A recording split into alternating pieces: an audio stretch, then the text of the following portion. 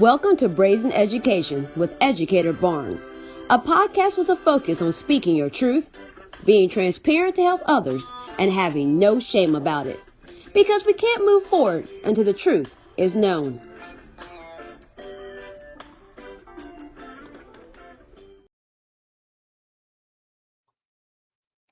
Welcome to Brazen Education. This is a special episode of our podcast. I'm going to talk about a different lane of my work.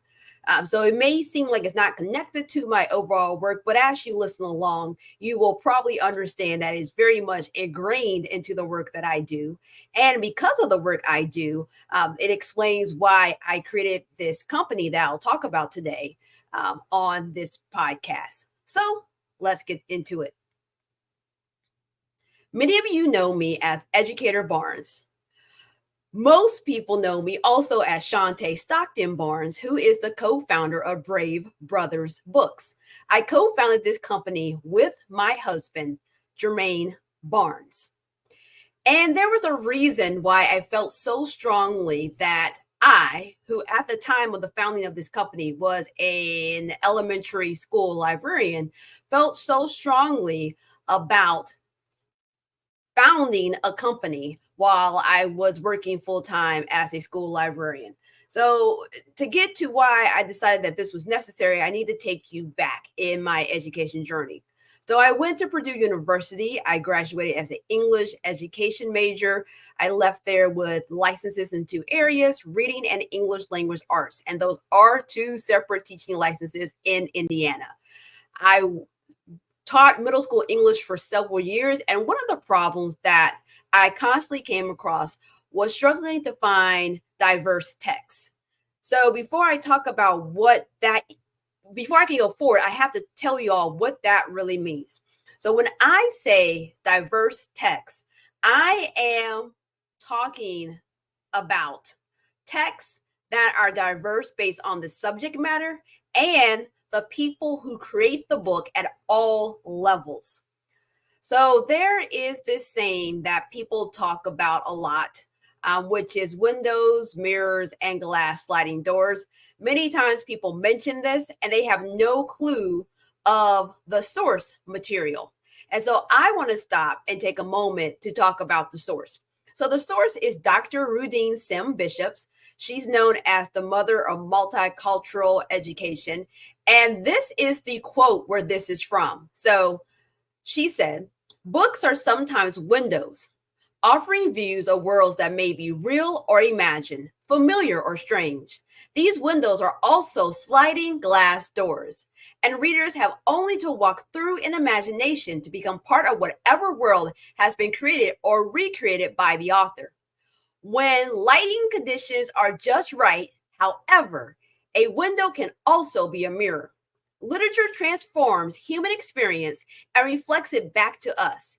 And in that reflection, we can see our own lives and experiences as part of the larger human experience. Reading then becomes a mean of self-affirmation, and readers often seek their mirrors in books."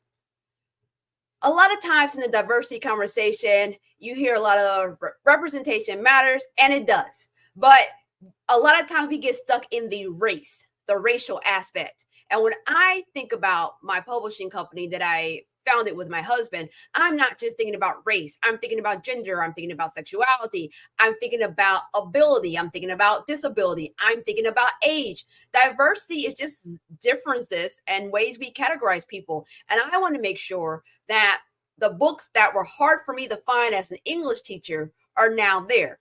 And for years and years and years, I wrote about this issue. I am an education writer. So I wrote about this issue so much so that many times when people come across me in real life, they ask me about some article that I wrote. And they're like, that really stuck to me. I used that to get my principal to give us a bigger budget, to get more books. And that's great.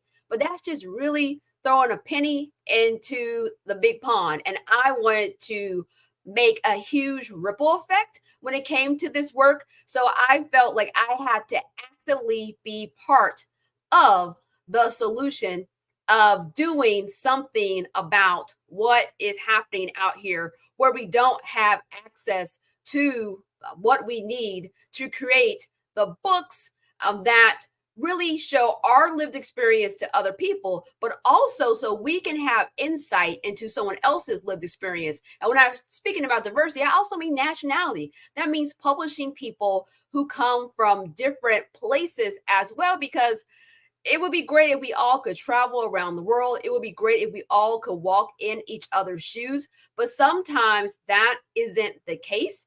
And we have to do something about that so that we're making an impact. And I decided that I could be the person that could make that impact.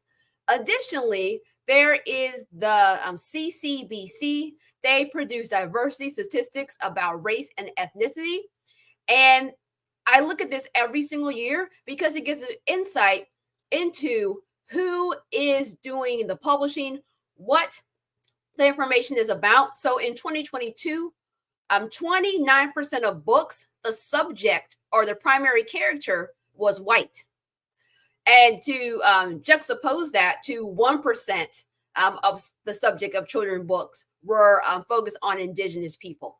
And I know that is just two big categories, but when I'm also looking at books that I want to see in the world, I look at what's already out there and think about what's already out there that I can add a little bit of value to. So let's talk about a few things that you need to know if you're going to venture off into the publishing world or if you're a consumer of books. There are several lanes to publish. You have traditional publishing, you have vanity publishing, and you have self-publishing.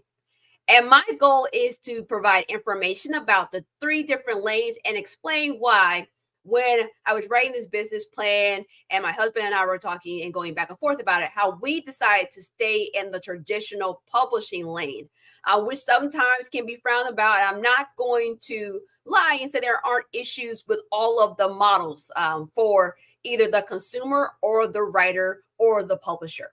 So let's talk about vanity publishing first. And I participated in vanity publishing when I was a kid and I had no clue about it. So back in the day, you would get this junk mail in the mail, right? And it would send you something and it would say, send in, you wrote a poem, you wrote a story, send this in and you might get published. So at the time, I wrote a lot of short stories when I was a kid and I read a lot of poetry. And at that time, I was really heavy into poetry. So this came in the mail to my parents' house. I sent the poem. Now, me thinking that this is like a contest or something, I'm like, well, maybe I'll get put in the book. Then, weeks and weeks later, I get something in the mail saying, hey, we selected your poem for our book. And I'm like, oh my, that is so awesome. And remember, I'm a kid. So I'm young. So I didn't know what I didn't know.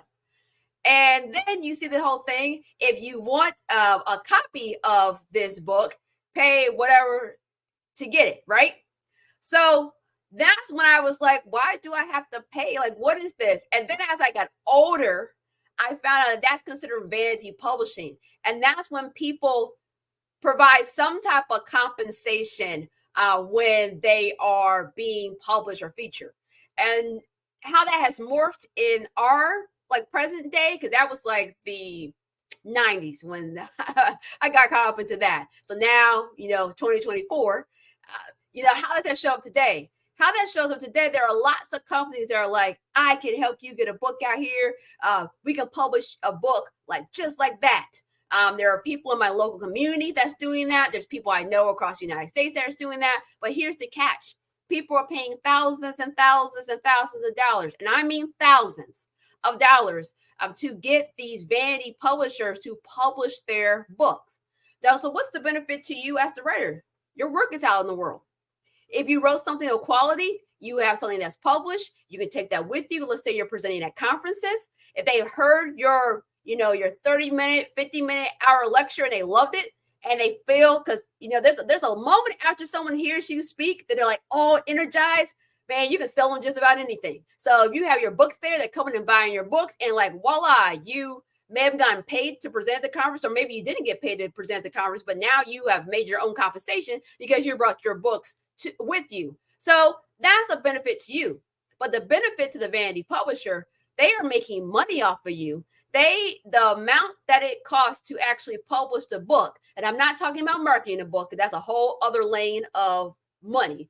But the amount that it costs to publish the book is nowhere near.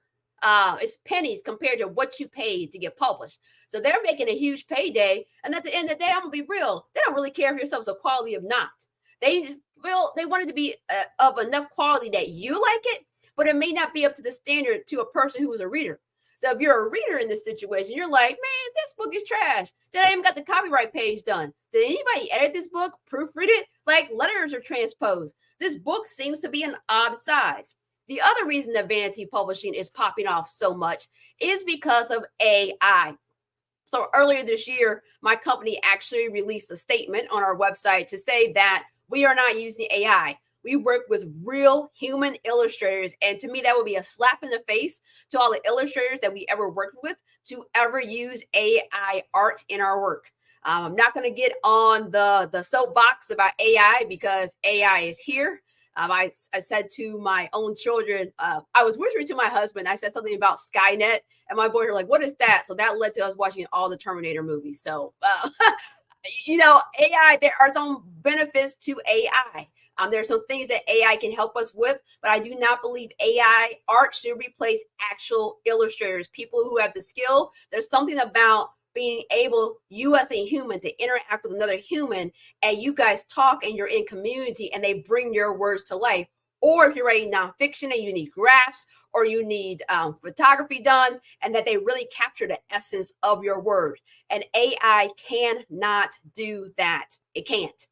So a lot of people are like, I don't even got to worry about the illustrator. So I'm just going to use that to quickly get something out and quickly publish that. And I'm just going to, keep it moving and not worry about that.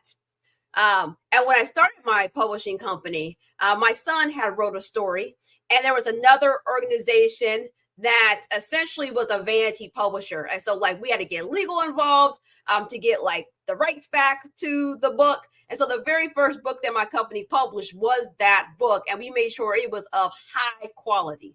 The other route is self-publishing. I'm more likely to maybe at least look at your book if you tell me you self-publish it versus that you paid a vanity publisher. When it comes to self-publishing, there are people who write a lot. Maybe you write a lot of articles. I'm known for writing lots of articles. So you have a writing skill and you decide to publish something. And that can be as simple as, you know what, I'm going to publish this PDF to my website, use Canva to make a little cover and put it on there. I'm okay with stuff like that. But if you're trying to make it a real book and you've taken the time to research how to register the copyright, you've taken the time to research what type of book size goes with what type of manuscript and what type of story. You got your copyright page, right? And you don't have all these other people involved. You could make something of quality, and hopefully you had your work edited because everyone needs an editor. But also the downside to that is that you're doing everything yourself. You are writing, you're finding the editor, you're finding the book designer to make sure the pages are right and the book design right. You're registering everything with the Library of Congress. You're getting the ISBN, you're doing all of those things. So when I decided to create this company with my husband, I said, we have to go the traditionally publishing route. And so that meant we had to put up capital up front. We had to put up money up front, but I had saved up for this. So it was, I was an English teacher for a while. Then I worked with multilingual learners. Then I was a literacy coach at both the elementary and high school level. And then I was a school librarian. Being a school librarian, my only job was to make kids love to read. So from kindergarten to sixth grade, I was selling them books like it was $100 bills. That was my job. So I was so full of loving what I was actually doing that it gave me the time to actually create and brainstorm and dream. So side note, if you're working somewhere and your job has bogged you down so much that you can't create, you can't brainstorm, you can't dream, that might not be the place for you. So that job, although it was a short tenure for me, it gave me the time, the brain space to create this.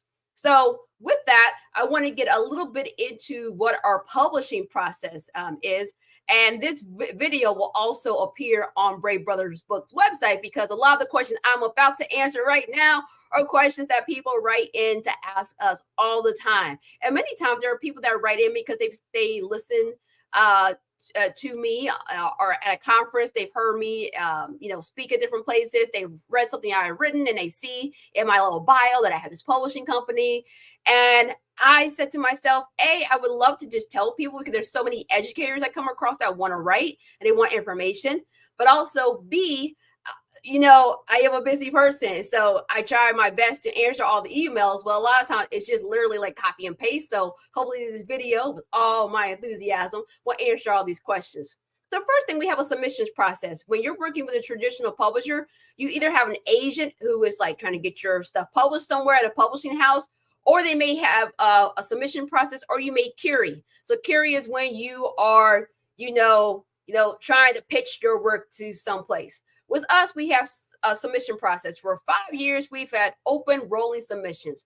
2024, because we are doing well, my husband and I was like, we need time of the year where the submissions are closed. So we have decided that during the summer, and so we mean the literal summer. So when the summer solstice starts until fall happens, we are closed for submissions. And that gives everyone, all the wonderful people that work with us at Brave Brother Books, it gives them time to actually mentally rest, because we have been cranking out books across these last 5 years. And I want to make sure I'm taking care of these wonderful people who I love so much that bring so many stories to life.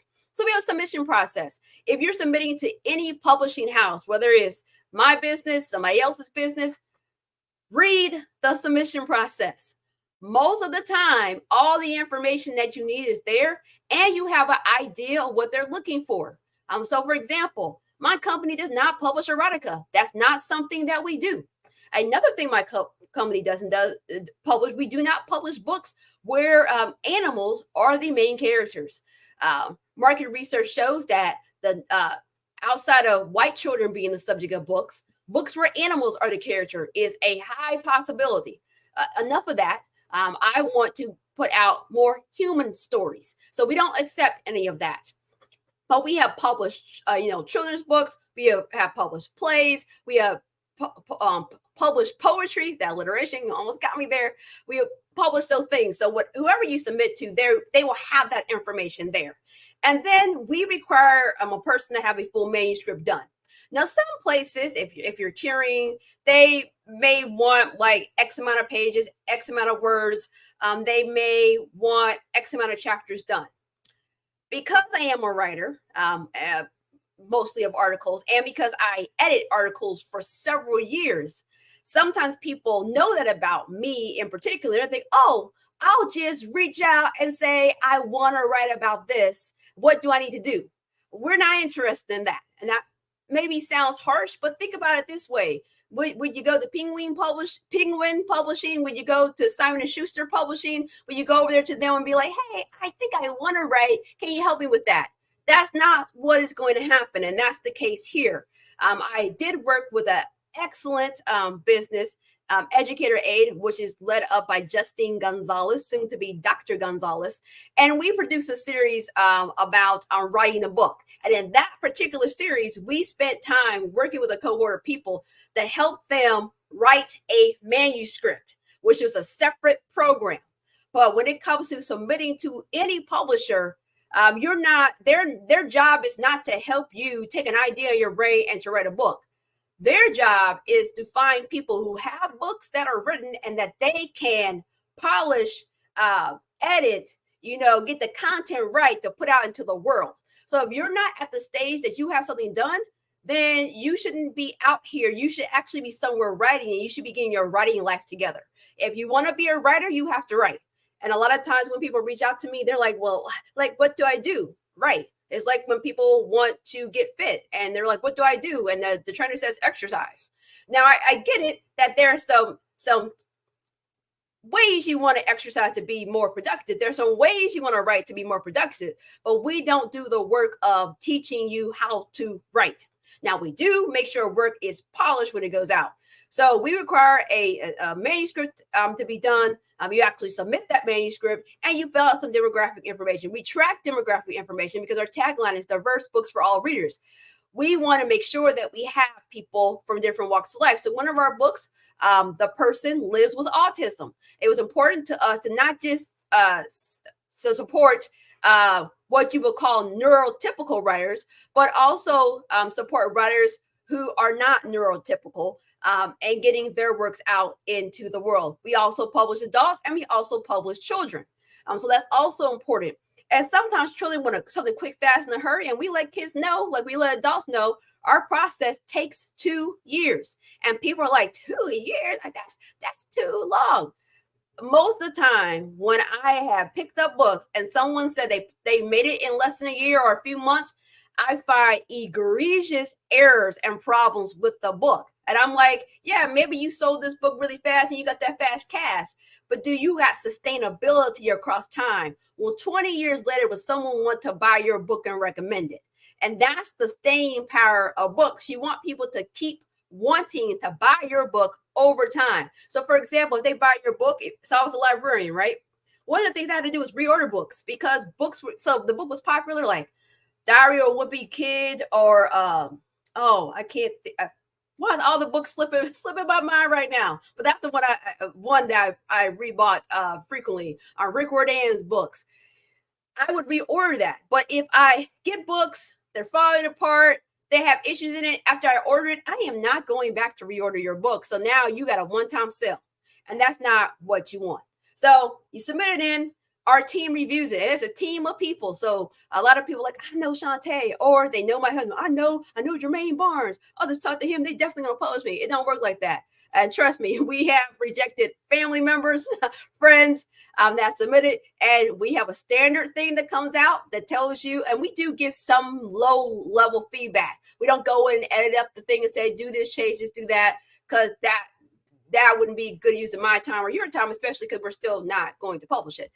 So we put that out there to say that knowing us or anybody that works with us does not guarantee. We have a process. We have people who look over it. We look at, we do some market research. We see like what the market says. We also try to make sure that is unique, because a lot of times people are just doing multiple stories that have already been done. Like we need a new story now, or it's not done in a unique way that adds value to the conversation that other stories have already told. So we look at that, and then we send either yay or nay. You get something for us. So if you we said no, not at this time, you get a message from us, and it also says do not resubmit to us until 6 months after this rejection notice. The reason we went to that was because what would happen was we would reject somebody and they would resubmit the whole thing, like they changed it or something, cleaned it up or whatever, or they would just send a whole bunch of manuscripts trying to see which one we're going to pick. I'm like, no, we don't got time for that, because what you need to do is go back and write. And also, if we reject you, that doesn't always mean that what you submitted wasn't good. It may not be a fit for what we do here in our brand and our mission. So do not let a rejection be a stop. Because we always say that we hope you resubmit again in the future after 6 months. And we also want people to know that they can try somewhere else because someone else may love the story. So let's say we say, yeah, come on. You sign a contract. That is typical. With our company, we get 60% of the profits of every sale of your book. You get 40% of the profits. Now, typically in traditional publishing, the publisher may get 80% and the person gets 20%, or the publisher may get 90% and you may get 10%. So we try to have that type of model going on for right now. That may change in the future, but for 5 years, we've been able to keep it at a 60-40 split. The person who writes the book, once it gets published, they get to buy it at for themselves, not at the retail price, but at a highly discounted price. A lot of times people tell me with Vanity Publishing, they have spent thousands and hundreds and thousands of dollars buying their own book, which is ridiculous, because when publishers and bookstores buy your book, if your book's for sale for $20, they're not buying it for $20. So you shouldn't be buying your book for $20 if you went through the process. And then some publishers, they give you like a advance, a bonus and stuff like that. We don't do that. We just split all the profits from all the sales. Speaking of, how do we distribute the books? We do them globally. Our books are in libraries in different places across the United States. They are also in bookstores, so physical bookstores in some places where you can actually go in and grab the book. And then we also have it online. So we have, like, our poetry book is selling really well in Germany. We don't market in Germany. We don't know why or how it's selling there, but it is. So that's really cool. So our books are selling around the world. And many times with vanity publishers, all they're doing is using Kindle Create and it's putting on Amazon. If the only place your book is on Amazon, you're going to have a huge problem with libraries, because you want libraries to have your book. Now you're probably thinking to yourself, well, so I live in Indianapolis, and so you have Indianapolis public libraries, you have Central Library, and then you have all these different libraries across Indianapolis. Well, they may buy 5 or 6 copies of your book, but if someone comes in and reads your book for free in the library, they might in the future pay to buy your book, which is why we want our books in libraries, and we want librarians to be able to buy them. If your book is only on Amazon, that is not the system through which libraries typically buy their books. Now, I know some librarians who work for public libraries, and if they really like the book and they really want it, they'll go through that process, but then they are buying it at face value, at retail value, and that's not what they want to do because they have budgets. They want to be able to buy it for that discount, and they can't get a discount if your book is not globally distributed through the channels through which libraries buy their books.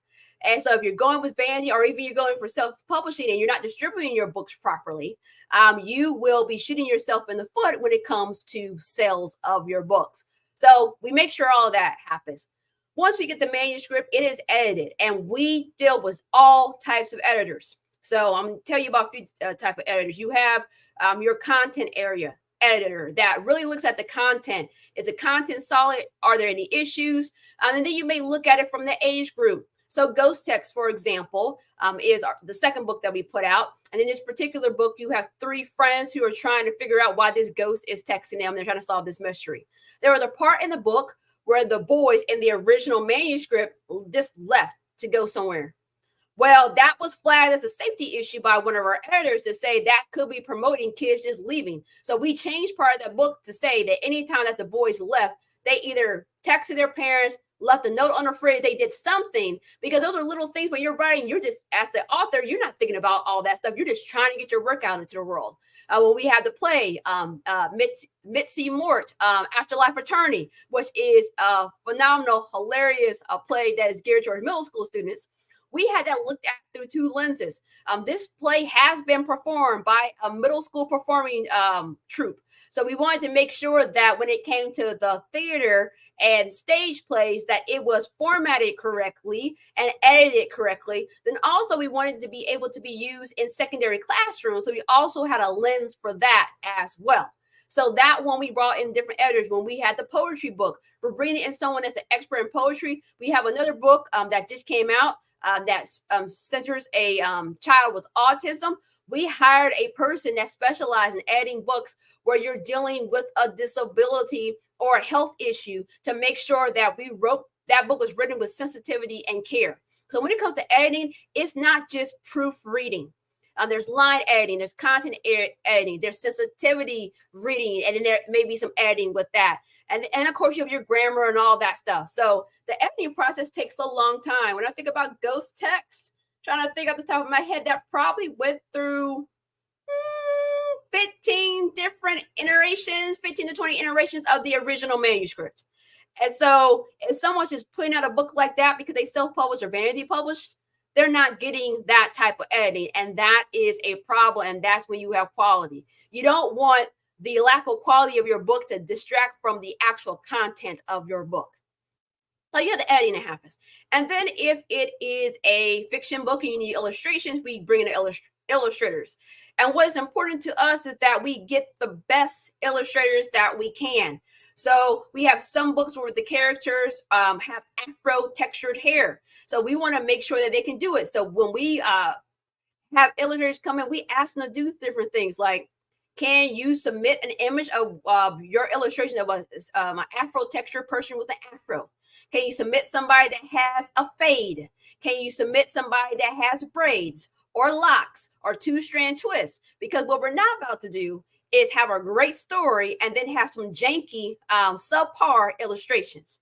One of the things that we get a lot of praise about are how great our illustrations are in our books, and that they appreciated that our characters didn't look stereotypical, and that when it came to hair, regardless of the texture of the hair, that it looked appropriate and it wasn't like I say it this way. Sometimes you look at books and you have levels of melanin, right?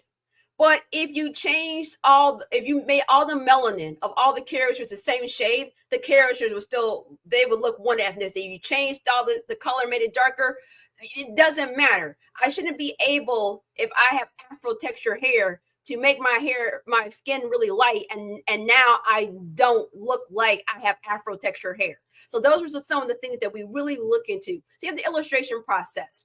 And then there's a back and forth because we want to make sure that the author loves the illustrations, because there's nothing worse than loving your words and hating how your words are brought to life. So there's some negotiation on that. Then after that, we put it into the hands of our wonderful book designer. Our book designer makes sure that each book has its unique look.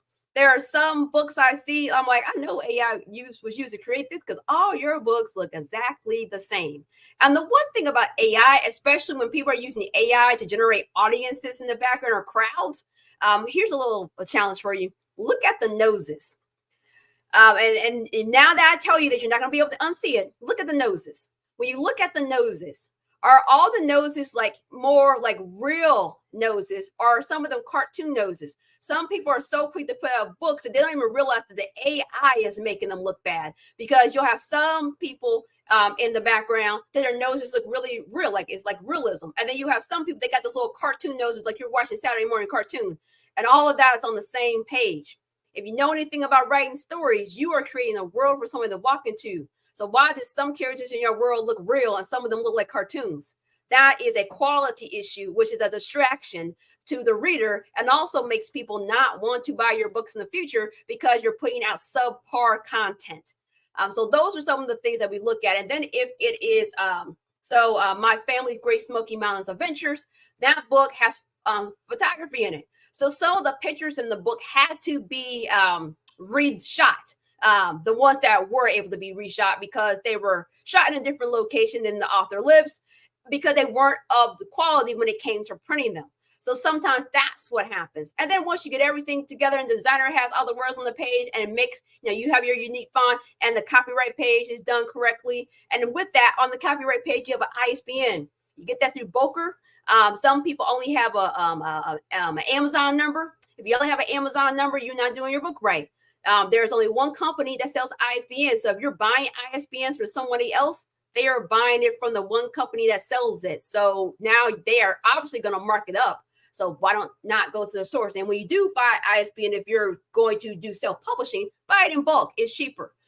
We bought our ISBNs in bulk 5 years ago, and we still haven't had to buy more because we just put down the money and just got them.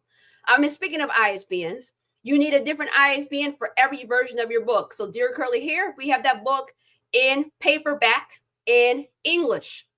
That's one ISBN. We have it in an ebook in English. That's a second ISBN. We have it in hardback in English. That's a third ISBN. We also have it in Spanish in all those three formats. So now we're up to 6. And then we also have a multicultural version. So now we are up to 9 ISBNs for one book. Every book has to have its own ISBN. And when we get into audiobooks, because our company doesn't have any of our books on audio, we actually have one on audio, but it hasn't been released yet. When that gets released, that will have its own ISBN as well. But on the copyright page, you have your ISBN, and then you have your Library of Congress number, which you would get after you have your ISBN. And then you also have your copyright information, because all your work should be filed with the Library of Congress Copyright Office. And if you're paying someone to do that, depending on what you're copywriting, you're spending under $100. And there are people out here charging $200 or $300 to do copyright. And the one thing I'll tell you about the Library of Congress, those hours they have on their website, people answer the phone, because I've called them many times to ask questions. And there's someone that actually answers the phone. So again, you don't need to pay somebody for some of this stuff. So that's why I always try to push people. If they don't want to go through traditional publishing and submitting manuscripts and having an agent or carrying, just do it yourself. Because you're going to probably get ripped off and spend way more money than you would need to going through a vanity publisher, because the vanity publisher only goal is to make money off of you while creating your book. They don't care about actually the selling of your book, most of them. Okay. So back to our traditional publishing process.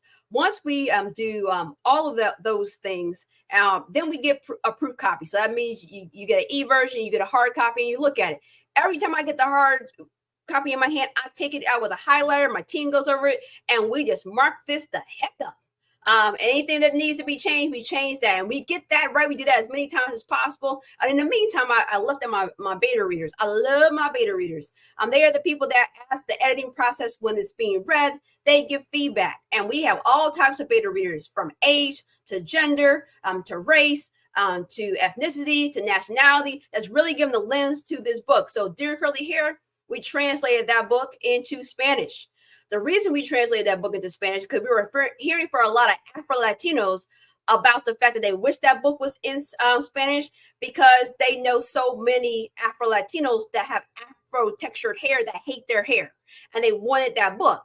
So then when we went to go translate it, if you know anything about Spanish, there's I don't know how to say this. There are views about what is the right Spanish, kind of like how we have views about what is standard English. But it was important to us that if our target was Afro-Latinos, that it was written in a way that addressed that community and not necessarily getting caught up in the norms of whatever people consider that are the standard Spanish police, okay?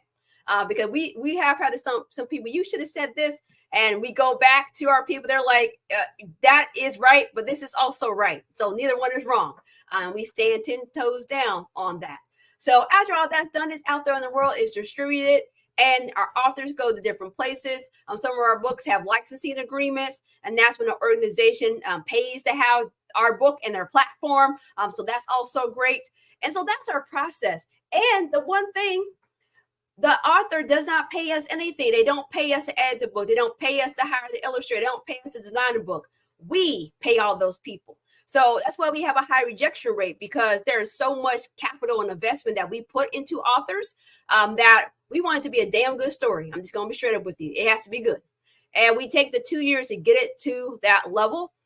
Even yesterday, an awards reached out to us, and I'm not going to get into that, but they reached out and they want to consider one of our books for an awards. And to me, that just made me feel really good on the inside, because I know that we're doing quality, and I've heard from so many public libraries, so many schools, so many teachers, that they love that. And speaking of teachers, if you're watching this and you're a teacher, all of our books are officially Lexiled. So that means our books go to the Lexile company. They produce a vocabulary list that goes with all our books, and you can look up our books on the Lexile website, because I know there's that free thing where you can stick, some paragraphs in there and get a estimated Lexile. You can't do that and then put the Lexile on the back of the book, because Lexile will come after you. We go through the formal official process through Lexile, and so our books have an official Lexiles on that site. And many standardized tests produce a Lexile for students. And if you don't know what a Lexile is like a reading, I don't want to say it's a reading level. It gives you an idea of what kind of books is appropriate for that child. And it doesn't mean they have to stay within that range, but it helps teachers have a gauge. So a lot of times teachers like that. They're like, oh, I'm teaching second grade. Can I want to talk to you all. How can I buy a class set of ghost texts? And that's a real thing that happened, because they saw the Lexile and they don't have to think about it. And so that's super, super, super important. So that is our publishing process. And I got into this for the same reason I got into teaching. I didn't get into it for the income. I got into it for the outcome. And yes, I do want to get paid like everybody else, but quality matters to me more. And a lot of times when I talk to other people that are publishing books, some of the things that they say, they don't care about the quality. And me, as an English teacher, as a professional writer, that scares me. It scares me that we have content out in the world that people are consuming, especially younger humans who are still learning, that it would be okay that we are putting things out into the world that could not be of quality, could have misconceptions. Could we fact check stuff when we if it's nonfiction, and even if it's fiction? Sometimes there's fact checking involved. If you're doing realistic fiction, you want to make sure you're not saying something that's located in New York and it isn't, because somebody's gonna come after you, and you don't want that to happen. So hopefully this gave you all some information about Brave Brother Books, and I call it the family affair. because my husband and I are co-owners. I'm the CEO, he's the CFO, and our sons are members of this business, so they do work in this business. So like I have a book that our company published, and I actually had no intention of actually publishing a book. No intention. But my son is actually the illustrator of that book. And based on him illustrating my book, he actually got other opportunities to illustrate. So our illustrators are top notch. They have illustrated for great books. They have illustrated for other publishing houses, or editors have edited for other publishing houses. Ones that if you go to your home and pull books off your bookshelf, some of our editors could be the editors of those books as well. And our book designer is phenomenal. And our beta readers around the world, because some of our beta readers do not live. I remember we had to ship books to the UK. Some of our beta readers do not live in the United States. So I love every person that has joined our journey for Brave Brother Books. And if you are interested, you listen to all of that, and you're like, okay, that is great, Shante. That's great, Educator Barnes. How can I get involved? How can I learn more? You can contact us at bravebrothersbooks.com. You can go to our website and check out all the stuff I just mentioned. Or you can send us an email at connect@bravebrothersbooks.com, and somebody from our team will get back to you. But we are here to create diverse books for all readers. That is my aim, and that's my goal. And I want to leave this company to my wonderful sons, because that is part of my legacy. I want my legacy, when I'm no longer here, is that I made an impact on ensuring that we had diverse books for all readers in the world. Thanks so much for tuning in and listening, and reach out if you have any further questions.